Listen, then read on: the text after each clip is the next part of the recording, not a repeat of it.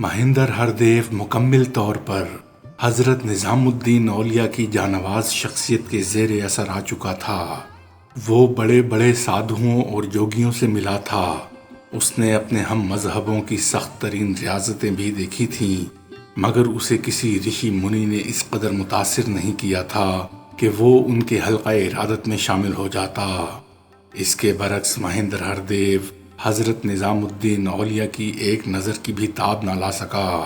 حضرت امیر خسرو نے اپنے پیر و مرشد کی شان میں ایک منقبت تحریر کی تھی، جس کی گونج آج بھی بر صغیر کی گلی کوچوں میں سنائی دیتی ہے۔ چھاپ تلک سب چھین لی منہ سے نینا ملائی کے، یعنی تیری ایک نظر کا یہ اثر ہے کہ تو نے بت پرستی کے سارے نشانوں کو مٹا ڈالا۔ حضرت امیر خسرو کا یہ مصرع مہندر ہردیو پر پوری طرح صادق آتا تھا۔ اس کی ذات میں بہت دنوں سے ایک خوفناک جنگ جاری تھی۔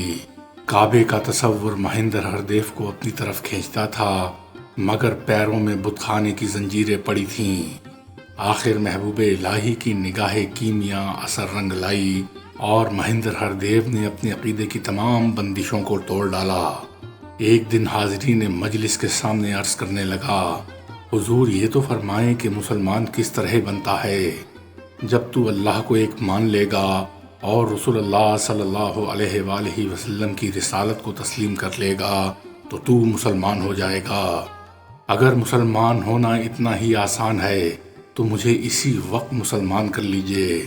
مہندر ہردیو نے ہاتھ جوڑتے ہوئے عرض کیا، مسلمان کرنا اور ہے اور مسلمان ہونا اور ہے۔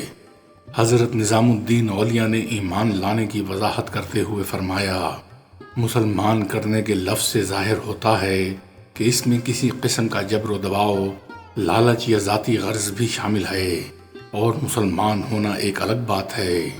اگر تو اس بات کا یقین کر لے کہ اللہ ایک ہے اور محمد صلی اللہ علیہ وآلہ وسلم اس کے رسول ہیں تو اس یقین کے ساتھ ہی مسلمان ہو جائے گا۔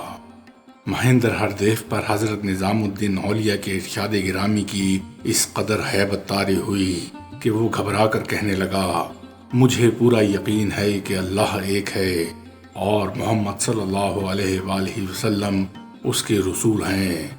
حضرت محبوب الہی نے فرمایا، بس تو مسلمان ہے۔ مہندر ہردیو کے چہرے پر خوشی کی ایک ایسی لہر دوڑ گئی جیسے اسے کوئی غیر معمولی دولت حاصل ہو گئی ہو۔ جب میں مسلمان ہو چکا ہوں تو پھر مجھے بیعت بھی کر لیجئے۔ ارشاد ہوا، ابھی اس کا وقت نہیں آیا ہے اور نہ اس کی ضرورت ہے کہ تو اپنے مسلمان ہونے کا اعلان کرے اور تیرا نام تبدیل کیا جائے۔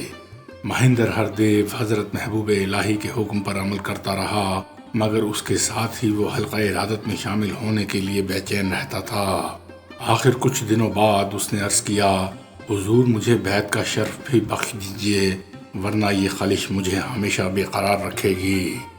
حضرت نظام الدین اولیاء نے مہندر ہردیو کی درخواست کو قبولیت کا اعزاز بخشا اور بیعت کے بعد اپنے دست مبارک سے کلاه 4 تر اس کے سر پر رکھی۔ حلقہ ارادت میں شامل ہونے کے بعد مہندر ہردیو نے دیوگڑھ جانے کی اجازت مانگی۔ حضور میں نے بہت دنوں سے اپنے ماں باپ کو نہیں دیکھا، تم اپنے وطن جا سکتے ہو؟ حضرت نظام الدین اولیاء نے مہندر ہردیو کو دکن جانے کی اجازت دیتے ہوئے فرمایا، اگر تمہارے ماں باپ اجازت دیں تو دوبارہ آ جانا۔ اگر تمہارے ساتھ دہلی آنا چاہیں تو تم انہیں بھی بلا سکتے ہو۔